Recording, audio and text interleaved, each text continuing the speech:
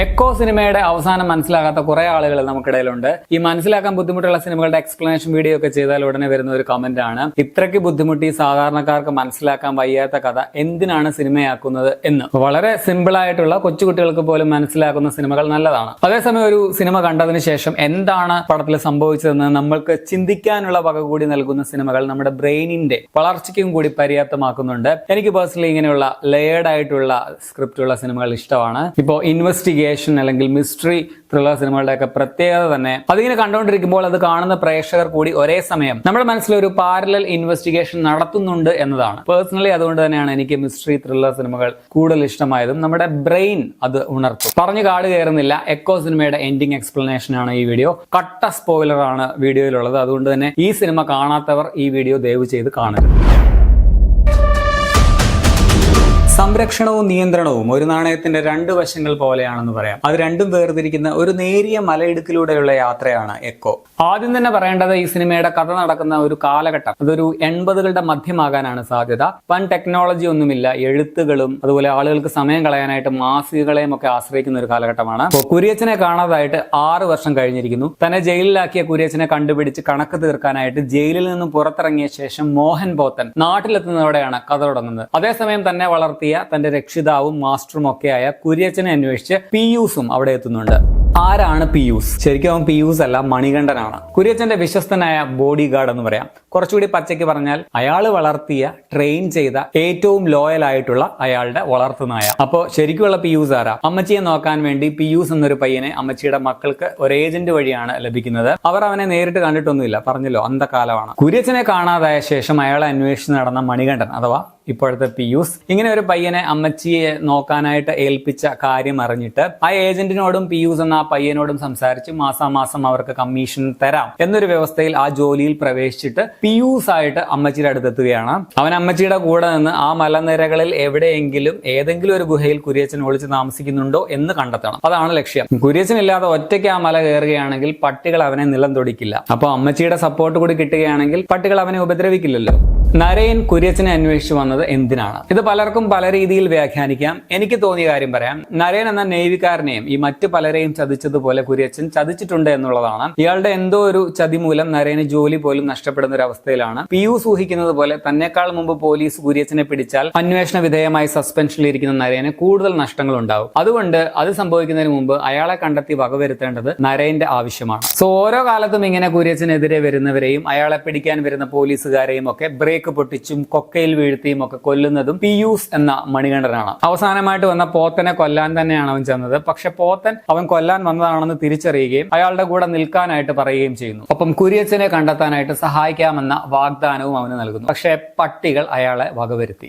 ആരാണ് ശരിക്കും നായകളുടെ മാസ്റ്റർ? ഇതിലെ പട്ടികൾ തന്നെ ഒരു ഫാന്റസി എലമെന്റ് പോലെയാണെന്ന് വേണമെങ്കിൽ പറയാം. അവർ ഒരുമിച്ച് ഒരു മാസ്റ്ററുടെ കൺട്രോളിലാണ്. ആ മാസ്റ്റർ എന്ത് നിർദ്ദേശിക്കുന്നു അതിനനുസരിച്ച് നായ്ക്കൾ പ്രവർത്തിക്കും. ഒരുപക്ഷെ മലേഷ്യയിൽ നിന്നുള്ള ആ പ്രത്യേക ബ്രീഡിന്റെ മാത്രം സവിശേഷതയും ആവാം. അങ്ങനെയുള്ള പ്രത്യേകതകൾ കൊണ്ടായിരിക്കുമല്ലോ കുര്യച്ചൻ അവയെ തേടി ആ നാട്ടിലെത്തിയത്. കുര്യച്ചന്റെ നിയന്ത്രണത്തിലുള്ള കുറെ നായകൾ ഉണ്ട് എന്നുള്ളത് സത്യമാണ്. അവ അയാളോട് ലോയലുമാണ്. പട്ടികളെ ഉപയോഗിച്ച് അയാൾ പോലീസിനെയും പട്ടാളത്തെയും ഒക്കെ സഹായിക്കാറുണ്ട്. എന്ന് വെച്ചാൽ പ്രതികളെയൊക്കെ പട്ടികളെ കൊണ്ട് ആക്രമിപ്പിച്ച് ചോദ്യം ചെയ്യലിനും മറ്റും. അയാൾ പറഞ്ഞാൽ പട്ടികൾ എന്തും ചെയ്യുമല്ലോ. ഇത് നേരിൽ കണ്ടിട്ടുള്ളതുകൊണ്ടാണ് ഒരു മുൻ പോലീസുകാരൻ കൂടിയായ പാപ്പച്ചന് അയാളോട് ദേഷ്യവും ഉള്ളത്. കുര്യച്ചനാണെങ്കിൽ എല്ലായ്പ്പോഴും മലയിലുള്ള ഒരാളൊന്നുമല്ല, അയാൾ ഇങ്ങനെ കറക്കമാണ്. സോ വർഷങ്ങളായിട്ട് ആ മലയിൽ തന്നെ ജീവിക്കുന്ന മ്ലാത്തി ചേട്ടത്തി ആ കുന്നിൽ ജീവിക്കുന്ന എല്ലാ പട്ടികളെയും പുള്ളിക്കാരുടെ നിയന്ത്രണത്തിലാക്കുകയാണ്. പട്ടിയെ ബ്രീഡ് ചെയ്യിക്കാൻ എന്ന വ്യാജേന കുര്യച്ചനെ അന്വേഷിച്ചു വന്ന പോത്തൻ ആ നാട്ടിലെത്തിയ വിവരം അറിഞ്ഞ ചേട്ടത്തി പട്ടികളെ വിട്ട് അയാളെ ആക്രമിച്ച് കൊലപ്പെടുത്തുന്നു. ചുരുക്കത്തിൽ കാട്ടുകുന്നിലെ ഇപ്പോഴുള്ള പട്ടികളുടെ യഥാർത്ഥ മാസ്റ്റർ മ്ലാത്തി ചേട്ടത്തിയാണ്. പടത്തിന്റെ അവസാനം സന്ദീപ് അഥവാ പിയൂസ് കുര്യച്ചനെ തന്നെ പിടിക്കാമെന്ന പോലീസുകാരായ ബിനു പപ്പുവിനെയും രഞ്ജിത് ശേഖറിനെയും കൊലപ്പെടുത്തിയ ശേഷം ചേട്ടത്തിയുടെ വീട്ടിലേക്ക് വരുമ്പോൾ അവനൊരു മുളയിൽ ഇച്ചിരി ചോറ് പറ്റിയിരിക്കുന്നത് ശ്രദ്ധിക്കുന്നുണ്ട്. അവൻ അവിടേക്ക് വരുമ്പോൾ പട്ടികൾ അവനെ കാര്യമായിട്ട് മൈൻഡ് ചെയ്യാതെ ഇരിക്കുന്നുണ്ട്. പിന്നീട് ബൈനോക്കുലറുമായിട്ട് മലയിലേക്ക് നോക്കിയിരിക്കുന്ന ചേട്ടത്തിയോട് സംസാരിക്കുന്നതിനിടയ്ക്ക് താൻ കുര്യച്ചന്റെ വിശ്വസ്തനായ ബോഡി ഗാർഡ് ആണെന്ന സത്യം ചേട്ടത്തി മനസ്സിലാക്കിയെന്ന് അവൻ അറിയുന്നു. സ്വന്തം മക്കൾക്ക് പോലും കുര്യച്ചനോട് ഇത്രയും സ്നേഹമില്ല എന്ന് ചേട്ടത്തി പറയുമ്പോൾ കൂറുള്ള പട്ടികളുമുണ്ട് എന്നാണ് അവന്റെ മറുപടി. ഇനി തന്നെ അവൻ വല്ലതും ചെയ്യുമോ എന്ന് ചേട്ടത്തി ചോദിക്കുമ്പോൾ ചോദിക്കുമ്പോൾ അതിനൊരു കാരണം വരികയാണെങ്കിൽ ചെയ്യും എന്നും പറയുന്നു. തനിക്ക് ഒറ്റ ഒരു മാസ്റ്ററേ ഉള്ളൂ എന്നും അവൻ പറയുന്നുണ്ട്. അതായത് അവന്റെ മാസ്റ്റർ കുര്യച്ചനാണ്. കുര്യച്ചന് വേണ്ടി അവൻ ചേട്ടത്തിയെ കൊല്ലാനും തയ്യാറാണ്. അപ്പൊ ചേട്ടത്തി ചിരിക്കും. എന്നിട്ട് ബൈനോക്കുലർ എടുത്ത് ദൂരേക്ക് നോക്കും. അവർ ദൂരം മലകളിലേക്കാണ് നോക്കുന്നത്. അപ്പോഴാണ് പിയൂസിന് അത് ക്ലിക്ക് ആവുന്നത്. നാരായൺ പറഞ്ഞതുപോലെ 6 വർഷം മുമ്പ് പിയൂസ് കുര്യച്ചന് വേണ്ടി ഉണ്ടാക്കിയ അടിയും വഴക്കും ഒക്കെ കേസായപ്പോഴാണ് അയാൾ മുങ്ങാനായിട്ട് തീരുമാനിക്കുന്നത്. പണ്ടത്തെ പോലെ, അതായത് അതിനൊരു 20 വർഷം മുമ്പ് ഒരു കേസിൽ പെട്ടപ്പോൾ ഒറ്റയ്ക്ക് ഒരു ഗുഹയിൽ പോയി പുള്ളി താമസിച്ചിരുന്നു. ഒരാൾക്ക് മാത്രം സ്പേസ് ഉള്ള ഒരിടം, അതിനകത്ത് കുടിക്കാൻ ഒരു നീരുറവ, പിന്നെ കഴിക്കാനായിട്ട് കാട്ടിൽ നിന്നും പഴങ്ങളൊക്കെ പറിച്ചുകൊണ്ട് തരാൻ അയാളുടെ കൺട്രോളിലുള്ള നായ്ക്കൾ. ഇങ്ങനെ ഒരു സെറ്റപ്പിൽ വീണ്ടും അയാൾ ഒളിവിൽ താമസിക്കാനായിട്ട് അയാളുടെ വിശ്വസ്തരായ പട്ടികളെയും കൊണ്ട് പോയതാണ് ശരിക്കും. പക്ഷെ ആ ഗുഹയിൽ നിന്നും ഇപ്പോൾ അയാൾക്ക് പുറത്തിറങ്ങാൻ പറ്റില്ല. പുറത്തിപ്പോഴുള്ളത് അമ്മച്ചിയുടെ കൺട്രോളിലുള്ള പട്ടികളാണ്. എന്തിനാണ് അമ്മച്ചി കുര്യച്ചനെ ഗുഹയിൽ തടവിലാക്കിയത്?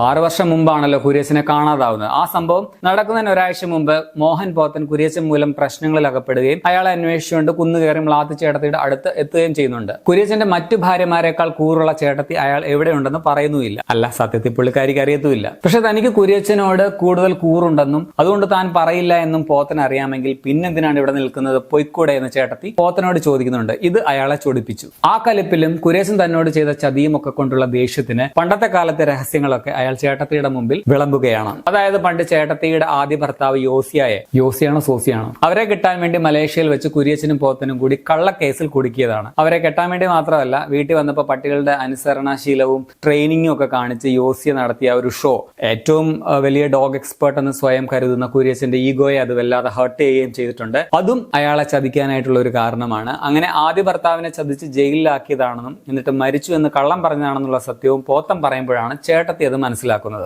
ആദ്യം യോസിയുടെ പൊസസീവ്നെസിന്റെ തടവറയിൽ, ഇപ്പോൾ കുര്യച്ചന്റെ ചതിയുടെ ജീവപര്യന്തം തടവിലുമാണ് അവരെന്ന് അയാൾ വിളിച്ചു പറയുന്നുണ്ട്. അത് അവരെ വല്ലാതെ വേദനിപ്പിക്കുന്നു. ഇത് സത്യമാണോ എന്ന് ചേട്ടത്തി കുര്യച്ചനോട് ചോദിച്ചുറപ്പിക്കുകയും ചെയ്യുന്നുണ്ട്. തന്റെ മുൻ ഭർത്താവിനോട് ചെയ്ത ചതിയും തന്നെ ഇത്രയും നാൾ പറ്റിച്ചതിന്റെ ദേഷ്യവും ഒക്കെ കൊണ്ട് ചേട്ടത്തി കുര്യച്ചൻ ഒളിവിൽ പോയ ഗുഹയുടെ വാതുക്കൽ തന്റെ കൺട്രോളിലുള്ള പട്ടികളെ കാവൽ നിർത്തുന്നു. ഇനി ആള് പുറത്തിറങ്ങണോ വേണ്ടയോ എന്നുള്ളത് ചേട്ടത്തി തീരുമാനിക്കും. അതേസമയം നരയനോട് പറയുന്ന പോലെ ഞാൻ കൊന്നോ എന്നല്ലേ നിങ്ങളുടെ സംശയം, ഞാൻ കുര്യച്ചനെ കൊന്നിട്ടില്ല എന്ന് ചേട്ടത്തി പറഞ്ഞത് സത്യമാണ്. അവർ കൊന്നിട്ടില്ല. പക്ഷെ ഗുഹയിൽ പെടുത്തിയിട്ടിരിക്കുകയാണ്. ഫുഡൊക്കെ മുളയിൽ പട്ടികളുടെ കയ്യിൽ ഇങ്ങനെ കൊടുത്തുവിടും. അങ്ങനെ കൊടുത്തുവിട്ട ഒരു മുളയാണ് പിയൂസ് വന്നപ്പോൾ കണ്ടത്. കൂറുള്ള നായ്ക്കളും ഉണ്ട് എന്ന് അവൻ പറഞ്ഞപ്പോൾ ചേട്ടത്തി ചിരിച്ചതും അതുകൊണ്ടാണ്. അവരോട് കൂറുള്ള നായ്ക്കളും ഉണ്ട്. എന്നിട്ട് അവർ ദൂരേക്ക് ബൈനോക്കുലർ നോക്കിയപ്പോൾ പിയൂസിനും കാര്യം മനസ്സിലായി. ചേട്ടത്തിയുടെ കൺട്രോളിലുള്ള പട്ടികളെ ഉപയോഗിച്ച് അവർ കുര്യച്ചനെ ഏതോ മലയിൽ ഏതോ ഒരു ഗുഹയിൽ പെടുത്തിയേക്കുകയാണെന്ന്. ഉടനെ അവരെ കൊല്ലാനായിട്ടാണ് പിയൂസ് കത്തിയെടുക്കുന്നത്. പക്ഷെ അപ്പോഴേക്കും ചേട്ടത്തിയുടെ കൺട്രോളിലുള്ള പട്ടികൾ അവന്റെ ചുറ്റിനും എത്തി മുറുമി തുടങ്ങി കഴിഞ്ഞു. അതായത് അവൻ പെട്ടു ഗൈസ്. ഇനി അവൻ അവിടെ നിന്ന് ജീവനോടെ പോകണമെങ്കിലും എന്തിനൊന്ന് അനങ്ങണമെങ്കിൽ പോലും ചേട്ടത്തി വിചാരിക്കണം.